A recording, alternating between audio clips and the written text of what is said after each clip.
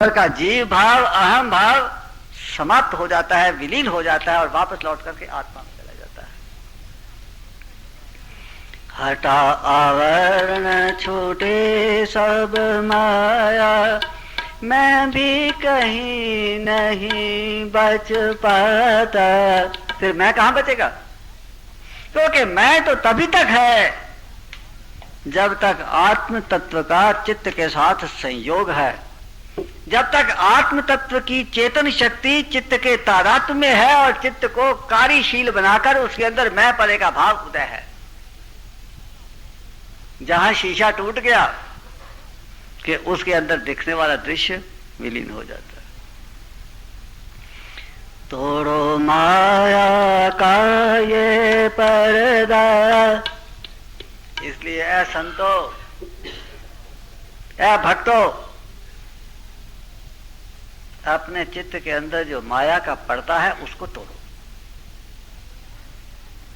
आपने जहां भटकना है बेशक भटको, शास्त्रों के जितने आपने पन्ने उल्टाने हैं बेशक उल्टाओ, किंतु माया का ये आवरण हटेगा प्रेम से।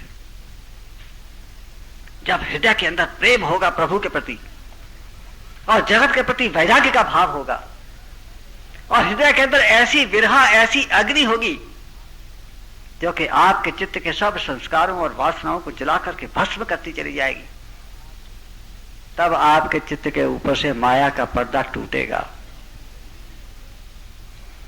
तोड़ो माया का ये पर्दा, मैं विलीन आत्म बच जाए, तब आपका मैं विलीन हो जाता है, समाप्त हो जाता है। जीव भाव आत्मा में वापस चला जाता है, आत्मा का प्रतिबिंब आत्मा में लौट जाता है, क्योंकि शीशा टूट जाता है।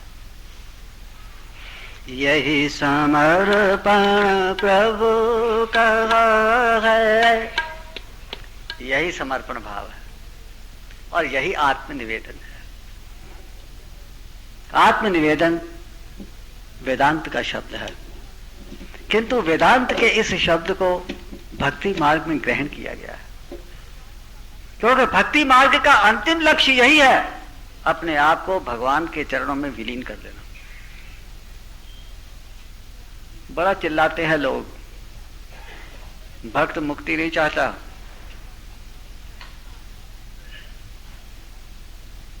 नारद जी ने इसका उत्तर दिया है नाथ भक्ति सूत्र में कि भक्त भी मुक्ति चाहता है किंतु मुक्ति की इच्छा नहीं करता,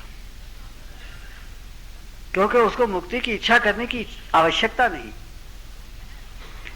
क्योंकि जब वो भक्ति की इच्छा करता है तो भक्ति का फल मुक्ति तो है ही, फिर मुक्ति के लिए अलग से इच्छा करने की आवश्यकता क्या है? इसलिए भक्त भक्ति की इच्छा करता है, मुक्ति की इच्छा नहीं करता, क्योंकि मुक्ति तो आने ही वाली है। जहां भक्ति आ गई उसके पीछे पीछे चल करके अपने आप मुक्ति आ जाती है। तो यही समर्पण प्रभु का, जीव जगत विश्राम पाता। जीव भाव और ये जगत, मैं पना, अहम और इदम, मैं और मैं ये जीव और ये जगत, ये दोनों विश्राम पा जाते हैं, समाप्त हो जाते हैं, इनकी महत्व, इनका अस्तित्व समाप्त हो जाता है। किंतु कब होता है ये समाप्त? जब जीव के चित्त के ऊपर से माया का आवरण उतर जाता है, तब जगत का अस्तित्व भी समाप्त हो जाता है और जीव भाव भी समाप्त हो जाता है, विलीन हो जाते हैं। यही समर्पण प्रभु का है, जीव जगत विश्राम पाता। ये जगत कब तक है? जब तक आपके अंदर जीव भाव है। जब तक आप सीमा में हो तब तक आप ये सीमित जगत दिखाई देता है, और आप सीमा में से निकल गए तो ये सारी सीमाएं टूट जाती। लेकिन ये सीमाएं बाहर नहीं टूटती, ये सीमाएं चित्त के अंदर टूटती, और जब अंतर की सीमाएं टूट जाती हैं तो बाहर की सीमाएं तो थी ही नहीं। बाहर तो सब अनंत है, असीम है। इस अनंत और असीम जगत के अंदर हम जो सीमित भाव से देखते हैं तो हमको ये जगत सीमित दिखाई देता है। इसलिए अपने अंदर की सीमाएं तोड़ो, अपने अंदर का माया का आवरण उतारो और अपने अहम भाव को प्रभु के चरणों में निवेदन करके, प्रभु के चरणों में विलीन करके आत्मस्थिति की अवस्था प्राप्त कर लो। फिर ये सारा जगत चाहे हो चाहे नहीं हो, चाहे ये सत्य है चाहे ये असत्य है, चाहे ये नित्य है चाहे ये अनित्य है, ये कुछ भी है, किंतु जहां आपके चित्त के ऊपर से माया का आवरण हटा कि ये जगत समाप्त हो जाता। ये भक्ति ऊंची है सबसे, यही भक्त का परम लक्ष्य है। ये भक्ति का सबसे उच्च शिखर है, सबसे ऊंची अवस्था है। भक्ति तो करते हैं, अपने आप को भक्त मानते हैं, भक्त समझते हैं, किंतु जो अपने आप को भक्त समझता है वो भक्त नहीं, क्योंकि जो अपने आप को भक्त समझता है उसको भक्ति का अहंकार है, और अहंकार का अर्थ है उसका जीव भाव प्रगाढ़ अवस्था में है, मजबूत है, दृढ़ है। वो भक्त होते हुए भी भक्ति मार्ग से बहुत दूर है। इसलिए भक्ति करो किंतु भक्ति का अहंकार मत करो। प्रभु के मार्ग पर चलो किंतु भक्त होने का अभिमान मन के अंदर मत लाओ। जगत का त्याग करो, वैराग्य हो, किंतु वैराग्य का अभिमान मत करो। हमारे गुरु महाराज कहा करते थे, एक फारसी का शेर कहते थे, वो शेर तो मुझे अब याद नहीं, कि मुझे जगत में कोई भय नहीं, क्योंकि मैंने 4 कवच पहन रखे हैं, इसलिए मुझे किसी प्रकार का कोई भय नहीं। वो 4 कवच क्या है? त्याग दुनिया, त्याग उकबा, त्याग मौला, तर्क तर्क। तर्क दुनिया, तर्क उकबा, तर्क मौला, तर्क तर्क। तर्क दुनिया अर्थात इस संसार का त्याग, पहला कवच। जगत के प्रति वैराग्य, ये पहला कवच है। तर्क उकबा अर्थात स्वर्ग की इच्छा का त्याग, ये दूसरा कवच है। मैंने इस संसार का त्याग कर दिया है और स्वर्ग की प्राप्ति की इच्छा का त्याग कर दिया है, ये 2 कवच हो गए। और तर्क मौला, ईश्वर का त्याग, क्योंकि मेरे से, मेरी आत्मा से अलग कोई ईश्वर है ही नहीं, मेरा आत्म तत्व ही ईश्वर है। आत्मा और परमात्मा एक ही हैं। परमात्मा ही आत्म तत्व के रूप में मेरे अंतर में प्रकाशित हो रहा है। तर्क मौला, तर्क दुनिया, तर्क उकबा, तर्क मौला, और फिर चौथा कवच क्या है? तर्क तर्क, अर्थात मैंने त्याग की भावना का भी त्याग कर दिया।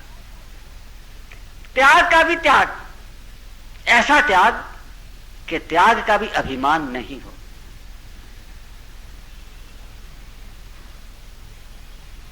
ये भक्ति ऊंची है सबसे। कौन सी भक्ति? अपने आप को प्रभु के चरणों में विलीन करके अपने स्वतंत्र अलग व्यक्तित्व को समाप्त कर देना, ये जो भक्ति का परम लक्ष्य है, परम उच्च शिखर है, ये भक्ति सबसे ऊंची भक्ति है। ये भक्ति ऊंची है सबसे, यही भक्त का परम लक्ष्य है। यही हटाए भव का बंधन, यही वो भक्ति है जिससे भव का बंधन कट जाता है।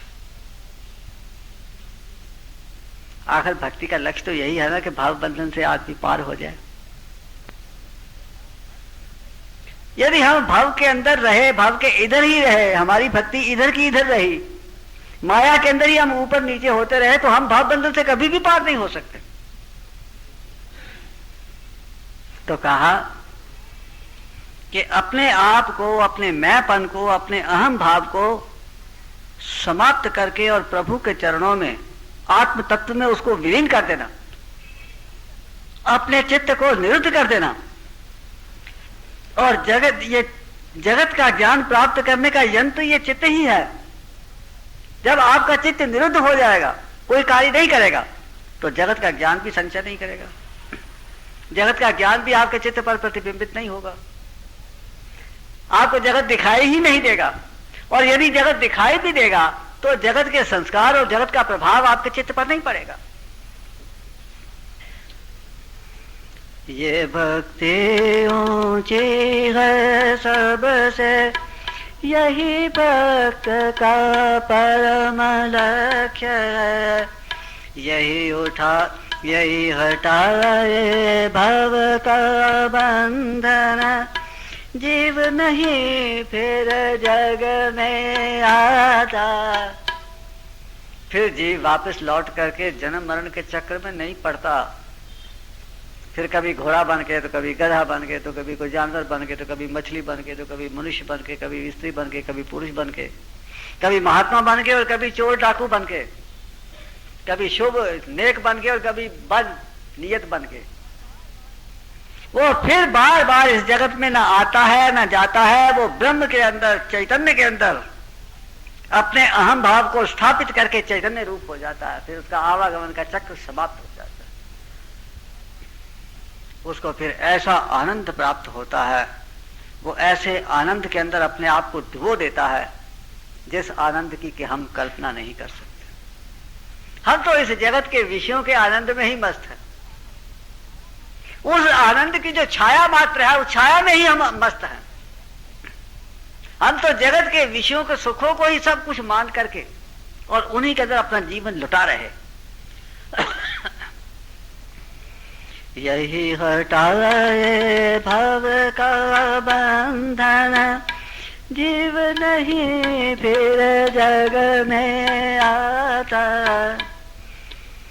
तीर्थ शिवोम सुनो हे भक्तो।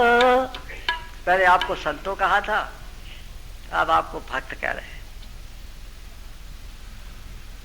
क्योंकि हम ऐसी कल्पना ही नहीं करना चाहते कि आप भक्त नहीं हैं। हम ऐसी कल्पना ही नहीं करना चाहते कि आप संत नहीं। हम तो यही समझते हैं कि सब संत हैं, सब भक्त, क्योंकि भक्ति आपका स्वभाव है। यदि आप अपने स्वभाव से थोड़े इधर उधर हो गए हैं तो आपका अपना स्वभाव कहीं चला नहीं गया। आपका अपना स्वभाव है वो तो आपके साथ ही है। यदि इस समय आपका स्वभाव थोड़ा सा दब गया है और जगत के विकार और वासना ने आपके चित्त के ऊपर थोड़ा अपना दबाव बना लिया है, तो भी आपका जो भक्त का स्वभाव है वो तो वैसे का वैसा ही है। समय आने पर फिर ऊपर आएगा। तो हम तो आपको भक्त के रूप में ही देखते हैं, भक्त के रूप में ही आपकी कल्पना करते हैं, आपको संत ही मानते हैं। यदि आप एक कदम भी भगवान की ओर आगे बढ़ाते हो तो आप भक्त कोटि में आ जाते हो। हम तो इससे भी एक कदम आगे जाते हैं। यदि आप भगवान की ओर नहीं बढ़ते और जगत की ओर बढ़े चले जा रहे हो तो भी आप भक्त हैं, क्योंकि भक्ति आपका स्वभाव है। चाहे जगत में आप चोर हो, डाकू हो, शराबी हो, कुछ भी हो, किंतु आपका स्वभाव जो भक्त का है वो फिर भी आपके साथ है। और समय आने पर आपका भक्ति का स्वभाव उभर करके ऊपर आ जाएगा। ये जितने भी विकार हैं, जितनी भी वासनाएं हैं, जितने भी संस्कार हैं, ये सब अस्वाभाविक है। आप में राग द्वेष की भावना है, आप में निंदा चुगली की भावना है, काम क्रोध लोभ की भावना है, ये तो सब अस्वाभाविक है। ये तो अवस्था आपकी चित्त की बदलती रहती है, कभी क्रोध होता तो कभी नहीं होता, कभी लोभ होता तो कभी नहीं लोभ होता, कभी काम होता तो कभी नहीं होता। लेकिन आपकी भक्ति की भावना आपके चित्त के अंदर स्थायी रूप में निवास करती है। वो दब जाती है किंतु मरती नहीं। बाकी जितने भी विकार हैं वो कभी आपके चित्त के अंदर आ जाते हैं और कभी चले जाते हैं, कभी मर जाते हैं, किंतु भक्ति की भावना सदैव आपके अंदर अमर रूप में निवास करती है। तीर्थ शिवोम सुनो हे भक्तो, नवता भक्ति मार्ग प्रभु को। नवदा भक्ति जो है प्रभु प्राप्ति का मार्ग है। नवदा भक्ति एक ऐसा मार्ग है जो आपके स्वभाव के अनुसार आप में विकसित होता है। जब आपके अंदर भगवान की शक्ति जागृत होकर के क्रियाशील हो जाती है, तब नवदा भक्ति के सभी लक्षण एक एक करके आप में प्रकट होने आरंभ हो जाते हैं। तब आपका अपना जो स्वाभाविक भक्त का स्वरूप है वो उभरता चला आता है। हम जब आपको भक्ति करते हुए देखते हैं तो आपसे ईर्ष्या करते हैं, द्वेष करते हैं, आपकी निंदा करते हैं, आपको नीचे गिराने का प्रयत्न करते हैं, आपकी भक्ति भावना को नहीं समझते। ये जगत का सामान्य क्रम है, क्योंकि जगत की जो चित्त की अवस्था होती है जो अस्वाभाविक है, वो अस्वाभाविक अवस्था में से आपकी चित्त की अवस्था का परीक्षण करता है, निरीक्षण करता है, विवेचन करता है। इसलिए उसका विवेचन और निरीक्षण उसके चित्त की अवस्था के अनुसार होता है। आपके चित्त की अवस्था, आपकी भक्ति का स्वाभाविक भाव आपके अंदर सदैव बना रहता है। और जब आपके अंदर भक्ति शक्ति जागृत होकर के क्रियाशील हो जाती है, आपके अंदर की वासना को, संस्कारों को, विकारों को एक एक करके उठा उठा करके, उन्हें कपा कपा करके, उन्हें क्रियाओं में परिणित करके, कभी विचारों की क्रिया तो कभी भावों की क्रिया और कभी शारीरिक क्रिया, कई प्रकार की असंख्य क्रिया, कई प्रकार के भक्ति के भाव जब आपके चित्त के अंदर उदय होते हैं तो आपके अंतर की सभी वासनाएं उसके अंदर चलती चली जाती हैं और आपका स्वाभाविक भक्त का स्वरूप ऊपर आता चला जाता है। और भक्त वो है, जैसा कि मैं बार बार कहता हूं, समर्थ रामदास के शब्द बार बार मेरे मुंह के ऊपर आ जाते हैं कि भक्त वो है जो विभक्त नहीं है, और जो विभक्त है, जिसके चित्त के अंदर विभाजन है, उसको तो ये जगत के अंदर नानात्व दिखाई देता है, विभाजन दिखाई देता है।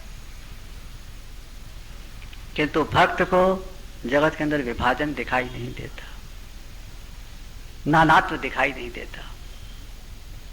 और यदि पूछा जाए, सब पूछा जाए, तो भक्त को जगत दिखाई ही नहीं देता। भक्त तो अपनी आत्मा के अंदर स्थित रहता है। वो जगत को देखता हुआ भी अपनी आत्मा के अंदर स्थित रहता है। जगत को देखते हुए भी जगत का उसके चित्त पर कोई प्रभाव नहीं पड़ता। उसकी अवस्था जीवन मुक्त की अवस्था होती है, भक्त की अवस्था, क्योंकि वो विभक्त नहीं होता। और जो साधन भक्त की इस अवस्था को प्राप्त करने का साधन है, मार्ग है, उसको भी भक्ति मार्ग कहा जाता है। जो योग की अवस्था प्राप्त करने का मार्ग है उसको योग मार्ग कहा जाता है। जो ज्ञान की अवस्था प्राप्त करने का मार्ग है उसको ज्ञान मार्ग कहा जाता है। और जो भक्त की अवस्था प्राप्त करने का मार्ग है उसको भक्ति मार्ग कहा जाता है। तो भक्ति मार्ग आरंभ होता है जब प्रभु की शक्ति हमारे चित्त के अंदर जागृत होकर के क्रियाशील हो जाती है। तीर्थ शिवोम सुनो हे भक्तो, नवदा भक्ति मार्ग प्रभु को। आश्रय करत जो इस भक्ति का, आश्रय करत जो इस भक्ति का, छूट सदा यम का फंद जाता, छूट सदा यम का फंद जाता। मैं विलीन हो आत्म तत्व में, मैं विलीन हो आत्म तत्व में, आत्मनिवेदन यही कहता। पांचों भूत मिले भूतों में, आत्म तत्व निज रूप समाता। मैं विलीन हो आत्म तत्व में। ये भक्ति मार्ग का स्वरूप है। भक्ति मार्ग को 9 भागों में विभक्त किया गया है। भक्ति को 9 प्रकार से समझाया गया है। भक्ति प्रकार के 9 अंग कहे गए हैं, या उसको नवधा भक्ति, 9 प्रकार की भक्ति कही गई है। इसको 9 प्रकार कहो, 9 अंग कहो, 9 स्तर कहो, कुछ भी कह लो, किंतु भक्ति के अंदर ये 9 बातें उदय होनी चाहिए, प्रकट होनी चाहिए। तो जैसा कि मैंने आपको आरंभ में कहा था और बार बार साथ में ये कहता चला आ रहा हूं कि ये जितने भी स्तर हैं भक्ति के, नवधा भक्ति के, ये अस्वाभाविक और स्वाभाविक, इनके 2 स्तर हैं। इन 9 स्तरों के फिर आगे 2 स्तर हैं, स्वाभाविक और अस्वाभाविक। अस्वाभाविक स्तर वो है जिसमें आपको भावना करके, भावनात्मक स्तर जो होता है वो अस्वाभाविक होता है। उसमें आपको प्रयत्न करना पड़ता है, पुरुषार्थ करना पड़ता है, अपने आप को उसमें लगाने के लिए यत्न करना पड़ता है। और दूसरा है स्वाभाविक। जब आपके अंतर में ईश्वरीय शक्ति जागृत होकर के क्रियाशील हो जाती है, तो फिर ये सभी जो स्तर हैं या जो अंग हैं, ये अपने आप चित्त के अंदर प्रकट होते चले जाते हैं, प्रकाशित होते चले जाते हैं। क्योंकि ईश्वरीय शक्ति जागृत होकर के चित्त के संस्कारों और वासनाओं को क्षीण करती है, उन्हें बाहर निकालती है, उन्हें उछालती है, उसे क्रिया में परिणत करती है और उसको क्षीण कर देती है, उसको समाप्त कर देती है, उसको उठा करके बाहर फेंक देती है। चित्त निर्मल होता जाता है। जैसे जैसे आपका चित्त निर्मल होता चला जाएगा, वैसे वैसे ये स्वाभाविक गुण आप में प्रकट होते चले जाएंगे। और अंत में ये स्वाभाविक गुण मैं के साथ ही, अहंकार के साथ, अहंकार इन सब गुणों को साथ लेकर के आपके आत्म तत्व के अंदर विलीन हो जाएगा। तब आइए सबके सब गुण आत्म तत्व के अंदर अदृश्य अवस्था में रहें, किंतु आपका ये स्वभाव होगा, इसलिए स्वाभाविक कहा।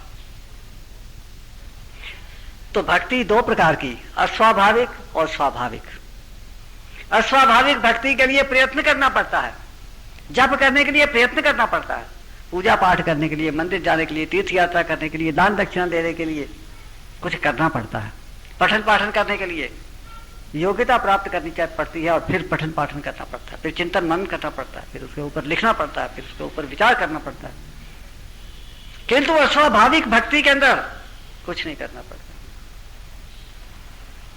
स्वामी रामतीर्थ ने कहा, वो अजब घड़ी थी कि जिस घड़ी लिया दर्श नुस्खा इश्क का। वो घड़ी, वो समय बड़ा विचित्र समय था जब मैंने भक्ति की दीक्षा ली थी। वो अजब घड़ी थी कि जिस घड़ी लिया दर्श नुस्खा इश्क का, कि किताब अक्ल की ताक पर, जो शास्त्र था वो बुद्धि की अलमारी में, कि किताब अक्ल की ताक पर जो धरी थी यूं ही धरी रही। जो खुली किताब मेरी बुद्धि की अलमारी में थी, वो खुली की खुली रह गई और मैंने उधर ध्यान देना बंद कर दिया। जब तक भक्ति की वो अवस्था प्राप्त नहीं होती तभी तक पठन पाठन है, तभी तक तीर्थ यात्रा है, तभी तक साधन भजन है, तभी तक मंदिर और पूजा पाठ है। किंतु जब हमको भक्त की अवस्था प्राप्त हो जाती है और हमारा अहम भाव आत्म तत्व के अंदर विलीन हो जाता है, फिर काहे की भक्ति और काहे का साधन, फिर तो हम भक्त रूप हो गए। संसार के अंदर भक्त केवल एक ही है, बाकी सब दिखावे के भक्त हैं, बाकी सब झूठे भक्त हैं। और जगत के अंदर जो एक भक्त है उस भक्त का नाम है ईश्वर, क्योंकि वो एक ईश्वर ही ऐसा तत्व है जो विभक्त नहीं है, जिसमें विभाजन नहीं है। विभाजित दिखाई देता है। अविभक्तम विभक्तेषु विभक्तम एव च स्थितम। वो विभक्त नहीं है किंतु विभक्त हुआ हुआ सा दिखाई देता है। इसलिए वास्तविक भक्त केवल मात्र एक ईश्वर है, और बाकी जितने भी भक्त हैं वो सब अपने आप को भक्त समझते हैं, भक्त मानते हैं, वो अपने आप को भक्त कहलाना समझते हैं और भक्ति का अभिमान रखते हैं। किंतु जैसे जैसे ये अभिमान गलित होता जाता है, जैसे जैसे चित्त के ऊपर से आवरण उतरते जाते हैं, वासनाएं और संस्कार क्षीण होते जाते हैं, चित्त निर्मल होता चला जाता है, और आपका चित्त निरुद्ध होने पर आपका अहम भाव, जीव भाव आत्म तत्व के अंदर विलीन हो जाता है, तब आप भक्त की अवस्था में अर्थात अपने आप को भक्त के अंदर विलीन कर देते हो। इसीलिए कहा ये एक भक्त का भाव है कि भक्त भगवान से भी बड़ा है। भक्त भगवान से बड़ा कैसे है? क्योंकि भक्त ही भगवान है, क्योंकि भगवान ही भक्त है। अब एक ही शक्ति है, उसको भगवान कह लो चाहे भक्त कह लो, वही एक सच्चा भक्त केवल बात ईश्वर है, बाकी और कोई भक्त जगत के अंदर सच्चा भक्त नहीं। तो इसके साथ ही साथ आज के सत्संग का समय समाप्त हुआ, पूरा हुआ, और इसके साथ ही नवदा भक्ति का प्रकरण भी पूर्ण हुआ। आपने नवदा भक्ति के अंदर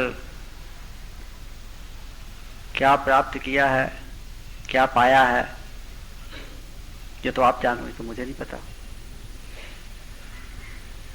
किंतु मैं जहां तक नवदा भक्ति को समझा हूं,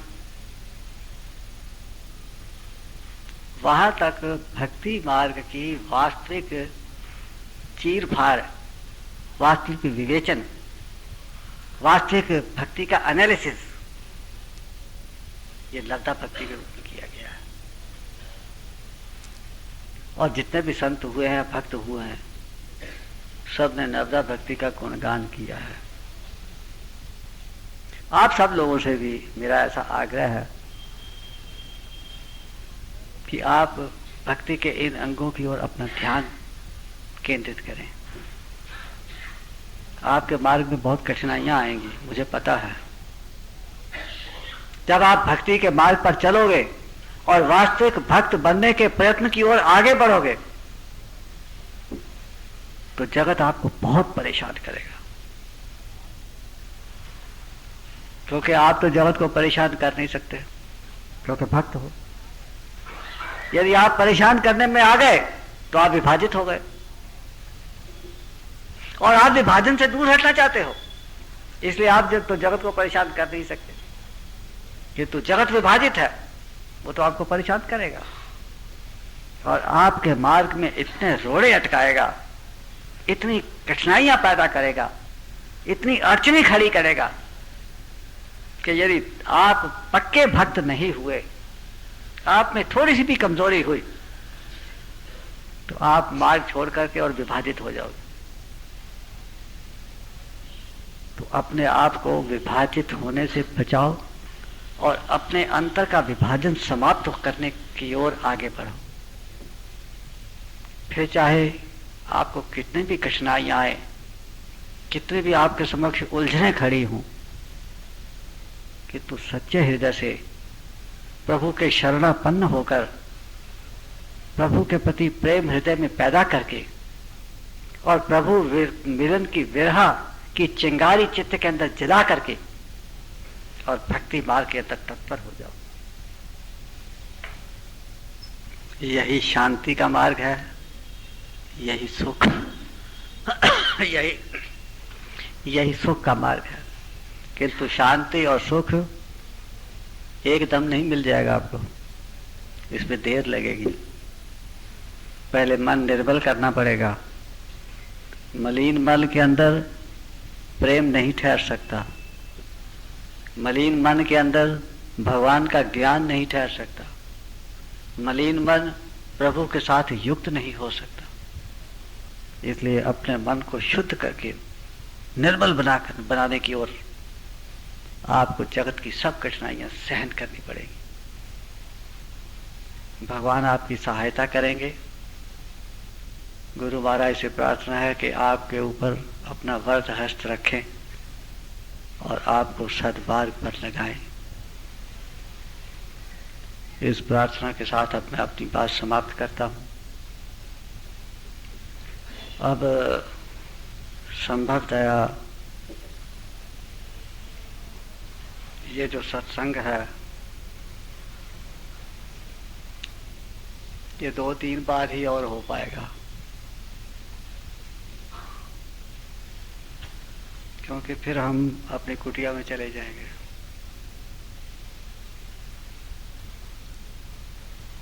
इसलिए सत्संग 2 सप्ताह या 3 सप्ताह ही और हो पाएगा। जितना लाभ आप लोगों ने उठाना है उठा दो, उसके बाद तो फिर लाभ तो आपको फिर भी मिलेगा। वास्तविक लाभ तो बाद में मिलेगा, क्योंकि तब वास्तविक लाभ आपके उस सूक्ष्म स्तरों पर, आपके मन के अंदर जो एक क्रिया होती है, सूक्ष्म क्रिया, सूक्ष्म स्तर के ऊपर आपके चित्त को प्रभावित करने वाली जो क्रिया है, उस क्रिया के माध्यम से आपको लाभ होगा। अभी शायद लाभ नहीं हो, किंतु धीरे धीरे जैसे जैसे गुरु महाराज की कृपा होती गई वैसे वैसे वो लाभ प्रकट होता जाएगा। किंतु फिर भी ये जो सत्संग का लाभ है,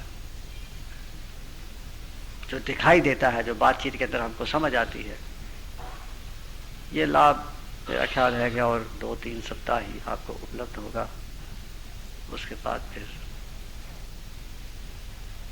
ये जो साप्ताहिक कार्यक्रम है ये बंद हो जाएगा। सत्संग तो कभी समाप्त नहीं होता, लेकिन यहाँ का सत्संग जो अभी मैं कर रहा हूँ, ये सत्संग बंद हो जाएगा। फिर कहीं दूसरी जगह चलेगा, कोई और आएगा, कोई और करेगा, कुछ भी करेगा। सत्संग तो कभी समाप्त नहीं होता, सत्संग हमेशा विराम होता है, सत्संग कभी समाप्त नहीं होता। तो इसके साथ ही आज के सत्संग का समय पूर्ण हुआ। गुरु महाराज आप सब पर कृपा करें, इस प्रार्थना के साथ। हरि ओम तत्सत। श्री गुरु महाराज की जय। नमः पार्वती पते। हर हर महादेव।